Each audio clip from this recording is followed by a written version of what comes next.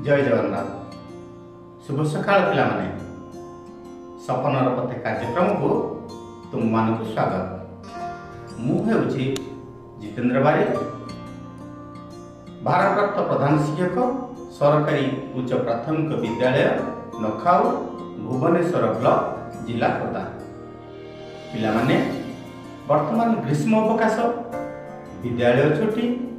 तुमे माने कहीं विद्यालय जाउनथिबो, घरे रही ग्रीष्म अवकाश समय रे दिया जाइतिबा गृह कार्य करी खेल बुले माति दिबो। खेल बुले माति चना नहीं।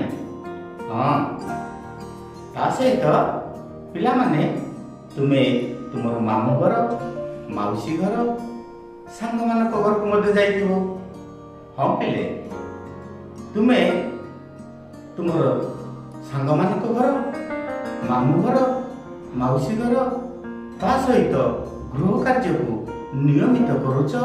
यह होछि तुम मानक पाई बहुत भल।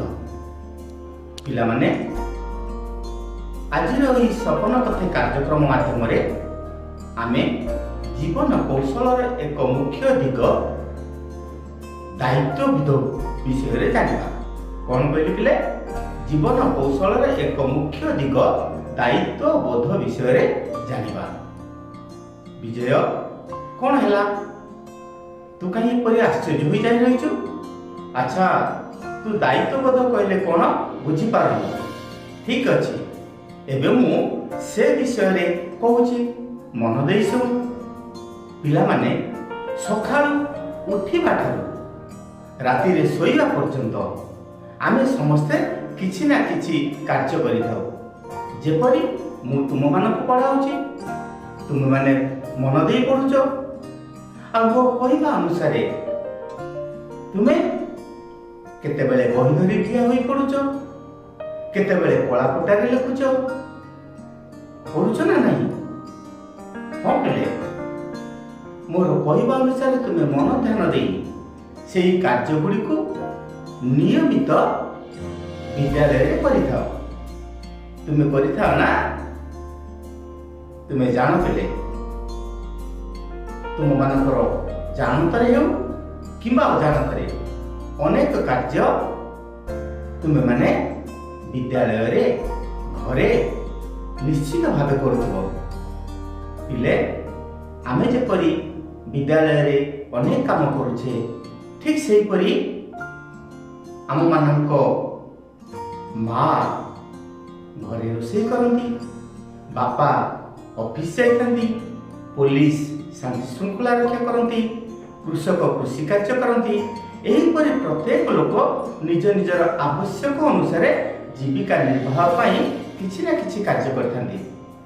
पिला माने कर्मर गुरुत्व को बुझी निरुफुल भावे कार्य करबा पछरे दायित्वबोध रुचि रही थाए। एणु पिले कार्यर सफलता व्यक्तिर दायित्वबोध उपरे निर्भर करे।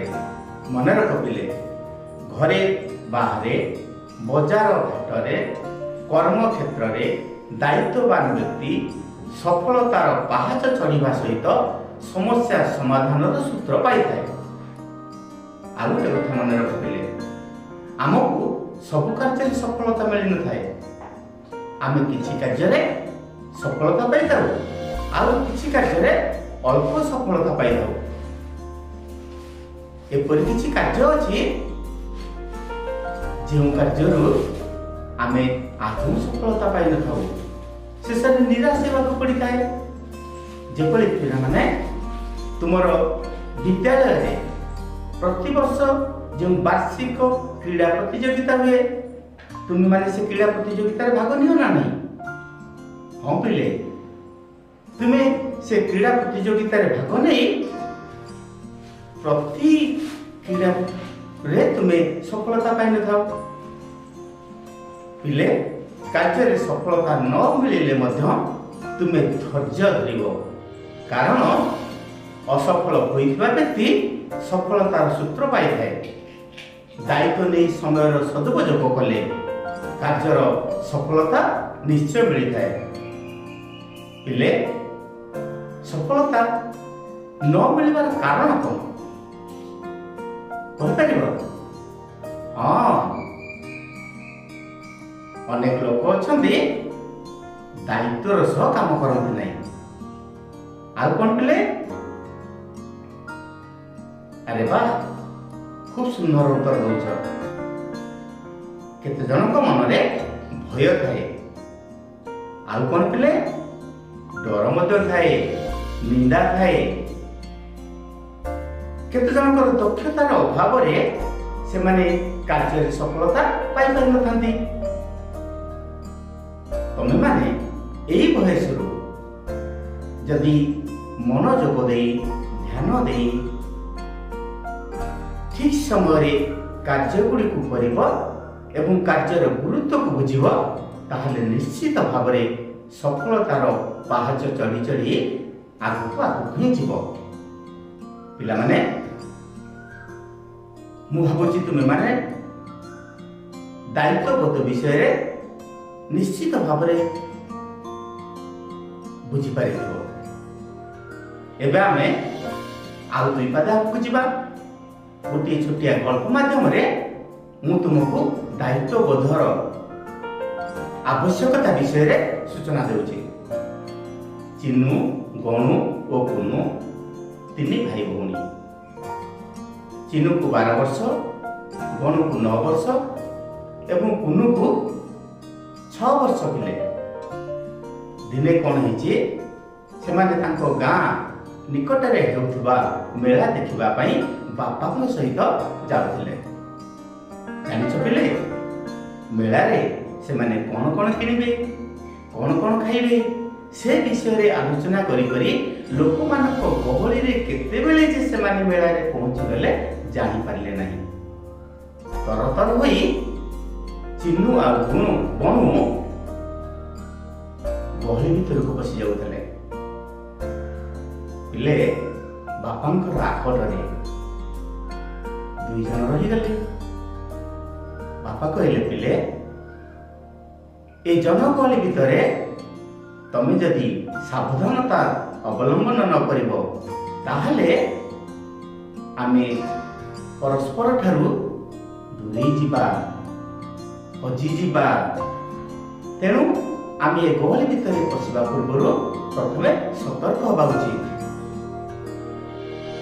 ଏହା କହି ବାପା କୁନୁକୁ କାନ୍ଧରେ ବସେଇଲେ। କୁନୁ ତ ଛୋଟ ପିଲା।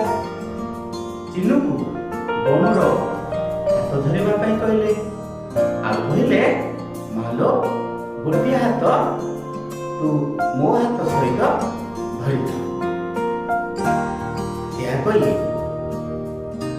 ସେମାନେ ଗହଳି ଭିତରେ ଆଗକୁ ଚାଲିଲେ। ମଝିରେ ମଝିରେ ବାପା ଚିନୁକୁ ପଚାରୁଛନ୍ତି, ବଣୁ ହାତ ଧରିଛୁଟି ମା? ମେଳାରେ ଜନଗହଳି ସାଙ୍ଗକୁ ରଙ୍ଗ ବେରଙ୍ଗର ଆଲୋକ, ବାଜାରର ଶବ୍ଦ, ଧାଡ଼ିକି ଧାଡ଼ି ଖେଳଣା ଏବଂ ମିଠା ଦୋକାନ, ବୁଲି ବୁଲି ବିକୁଥିବା ବେଲୁନ ଏବଂ ଗାଡ଼ିବାଲାର ଶବ୍ଦ, ରଙ୍ଗ ବେରଙ୍ଗର ଆଇସ୍କ୍ରିମ୍ ପିଲାମାନଙ୍କ ନଜରକୁ ଆସୁଥାଏ। କୁନୁ ଆଉ ବଣୁ ବେଲୁନ କିଣିବା ପାଇଁ ଯେତିକି ବ୍ୟସ୍ତ ହେଉଥିଲେ, ଆଇସ୍କ୍ରିମ୍ ମଧ୍ୟ ଖାଇବା ପାଇଁ ସେତିକି ବ୍ୟସ୍ତ ହେଉଥିଲେ। ବୁଲି ବୁଲି ବିକୁଥିବା ବେଲୁନ ମାରାର ଡାକ ଶୁଣି ସେମାନେ ବାପାଙ୍କୁ ବ୍ୟସ୍ତ କରାଇ ଦେଉଥିଲେ। ଏଇଟା ନେବି, ସେଇଟା ନେବି, ଏହା ଖାଇବି, ତାହା ଖାଇବି, ଏହିପରି ସେମାନେ ବାପାଙ୍କୁ କହୁଥିଲେ। ଆଉ ପିଲେ, ସେ ମେଳାରେ ଥିବା ଦୋଳି ଦେଖି ସେ ଦୋଳିରେ ଟିକେ ଖେଳିବା ପାଇଁ ମଧ୍ୟ ତାଙ୍କର ଇଚ୍ଛା ହେଉଥିଲା। ପିଲାମାନେ, ବାପା କଣ କହିଲେ ଜାଣିଛ? ବାପା କହିଲେ, ମା, ଆମେ ପ୍ରଥମେ ମେଳାରେ ଠାକୁରଙ୍କୁ ଦର୍ଶନ କରିବା, ତାପରେ କେଉଁଠି କେଉଁ ଜିନିଷ ବିକ୍ରି ହେଉଛି ତାହା ଦେଖିବା। ଶେଷରେ ତୁମର ଯାହା ଯାହା ଆବଶ୍ୟକ ତାକୁ କିଣି ଏବଂ ଚାଟ୍, ବରା ଆଇସ୍କ୍ରିମ୍ ଖାଇ ଆମ ଘରକୁ ଯିବା। ଜାଣିଛ ପିଲେ ତା ଭିତରେ କ'ଣ ହେଲା? 10 ପାଦ ଯାଇଛନ୍ତି କି ନାହିଁ ଚିନୁ ଗଣୁର ହାତକୁ ଛାଡ଼ିଦେଲା। ଆଉ ଗହଳିରେ ଆଉ ଗୋଟିଏ ପିଲାର ହାତ ଧରି କିଛି ବାଟ ଯାଇଛି ନା ନାହିଁ, ଯେତେବେଳେ ଦେଖିଲା ଯେ ଏହା ଗଣୁର ହାତ ନୁହେଁ, ସେତେବେଳେ ସେ ବ୍ୟସ୍ତ ହୋଇ କାନ୍ଦି ପକାଇଲା। କହିଲା, ବାପା, ଗହଳିରେ ଗଣୁ ହଜିଗଲା। ବାପା ମଧ୍ୟ ବିରକ୍ତ ହେଇଗଲେ,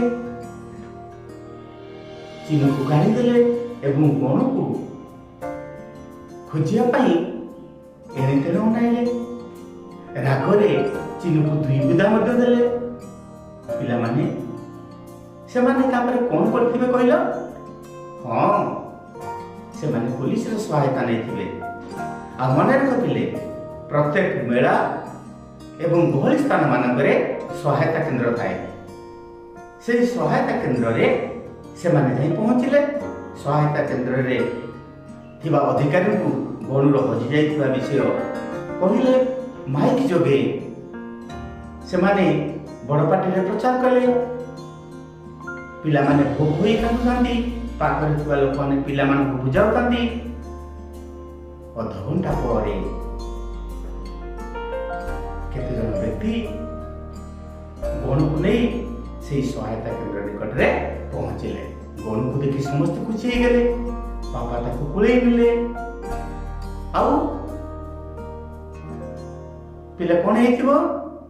ହଁ, 2 ଭାଇ ଭଉଣୀ ବହୁତ ଖୁସି ହେଇଗଲେ। ସହାୟତା କେନ୍ଦ୍ରର ଅଧିକାରୀକୁ ସେମାନେ ଧନ୍ୟବାଦ ଜଣାଇଲେ। ବାପା ଶେଷରେ ଆଉ ଗହଳି ଭିତରକୁ ନ ଯାଇ ପିଲାମାନଙ୍କର ହାତ ଧରି ଧୀରେ ଧୀରେ ମେଳାରେ ଥିବା ଠାକୁରଙ୍କୁ ଦର୍ଶନ କରାଇବା ପାଇଁ ନେଲେ। ଠାକୁରଙ୍କ ପାଖରେ ପହଞ୍ଚି ଆଶୀର୍ବାଦ ମାରି, ମୁଣ୍ଡିଆ ମାରି ଆଶୀର୍ବାଦ ମାଗି ଶେଷରେ ପିଲାମାନଙ୍କୁ ପାଖରେ ଥିବା ଦୋକାନରେ ଚାଟ୍ ଗୁପଚୁପ୍ ଦେଇ ବେଲୁନ୍ କିଣାଇ ଘରକୁ ଫେରିଲେ। ଦେଖିଲେ ତ ପିଲେ, ସାମାନ୍ୟ ଅବହେଳା କରିବାରୁ କେତେ ବଡ଼ ଅସୁବିଧା ହେଇଗଲା। ତେଣୁ ଦାୟିତ୍ୱ ପ୍ରତ୍ୟେକ କାର୍ଯ୍ୟରେ ନେଲେ ଆମେ ସଫଳତା ପାଇଥାଉ। ଆଜି ଆମେ ଏ କାର୍ଯ୍ୟକ୍ରମକୁ ଏଇଠି ରଖିବା। ପରବର୍ତ୍ତୀ ଅଧ୍ୟାୟରେ ଆମେ ଜୀବନ କୌଶଳ ଅନ୍ୟ ଦିଗ ବିଷୟରେ ଆଲୋଚନା